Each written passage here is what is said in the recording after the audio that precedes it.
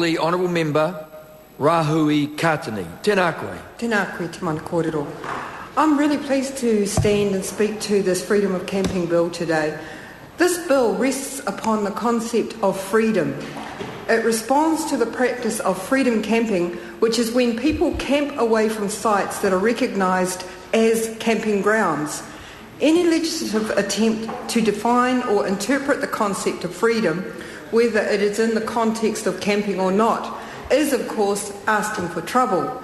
And we are reminded of the challenge by Abraham Lincoln: those who deny freedom to others deserve it not for themselves.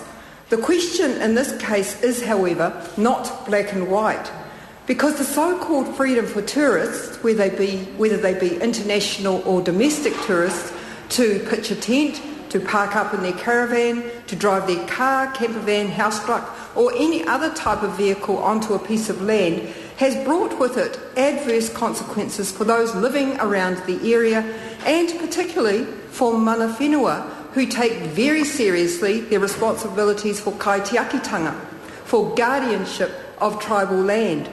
And so I choose another interpretation of freedom, this one from Janis Joplin in her ode to Bobby McGee.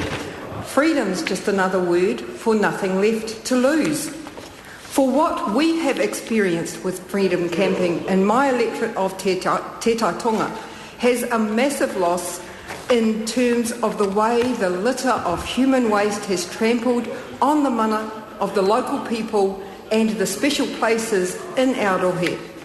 I first raised this issue over a year ago in March 2010, when I called on freedom campers to show respect and for local business owners to inform manuhiri of the need to be careful with their rubbish and body waste. The problem of freedom camping has been particularly apparent in Te Waipounamu, no doubt because of our priceless beauty and our unique landscapes, which draw tourists to them in huge numbers. And so we have frequently reported sightings of the freedom camper species in areas like Fiordland, Otago, Southland, West Coast, Nelson Marlborough, and they have even been reported in major centres like Christchurch.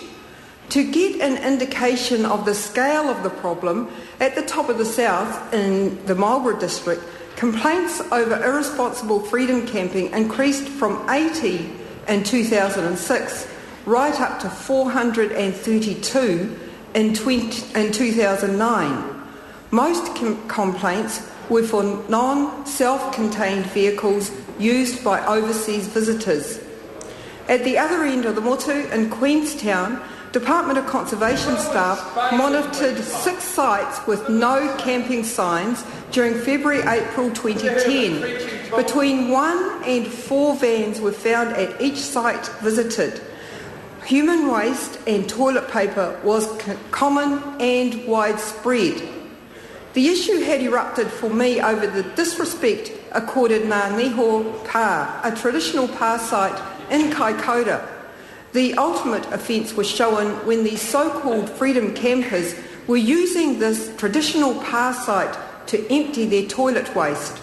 And so yes, from a basis of cultural integrity, we certainly agree with the sentiment expressed in the lyrics, "There's nothing left to lose."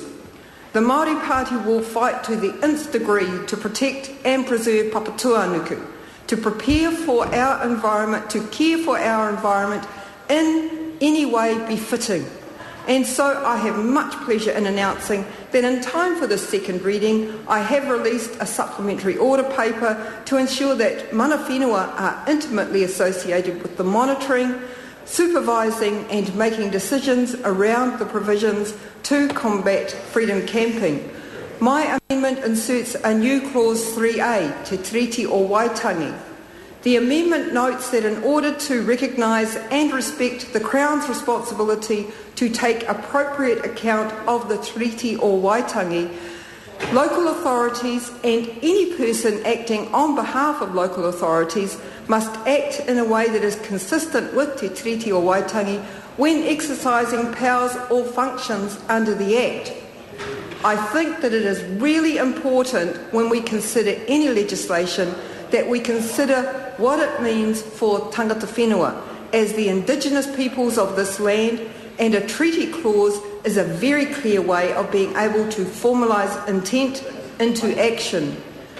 Acting in a treaty-compliant manner will ensure consultation with iwi as an important means of protecting the integrity of the associated ecosystems, together with the taonga contained within them, for their own sake and for the benefit of future generations.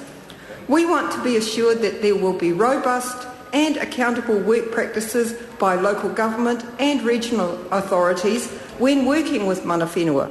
Taking appropriate account of the treaty will mean that iwi who exercise a customary right over the associated lands will be automatically involved in the response. Within the terms of a kaupapa-driven economic framework, the Māori Party believes that kaitiakitanga becomes viewed of value both in cultural, social and economic terms. Within the terms of the treaty, mana whenua will be involved in devising solutions to reduce the pressure on the environment and avoid long-term costs to future generations. In the case of this bill, the economic returns from the manifestation of kaitiakitanga are spelt out explicitly under the examples described as a strict liability offence.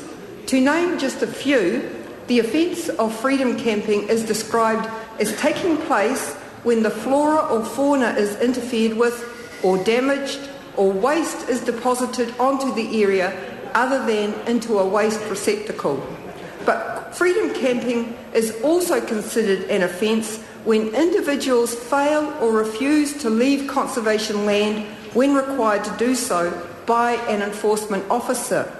It's about preventing unnecessary damage and destruction. Environmental protection becomes viewed as an inherent part of citizenship. And where we see the kaupapa achieving an economic value in that the long-term stewardship of the environment and ecosystems is most effectively provided by committed citizens individually and collectively. Tangata whenua, in carrying out our obligations and duties to protect our primary ecosystems, are acting in ways which are necessary for future economic prosperity. Of course, we all know the real reason this issue has suddenly appeared on the order paper is because of the Rugby World Cup and the government's anxiety to get our house in order before we prepare to welcome the crowds.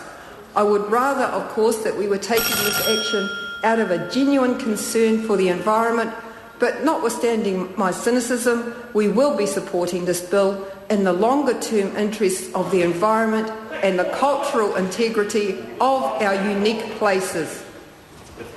Mr. Speaker.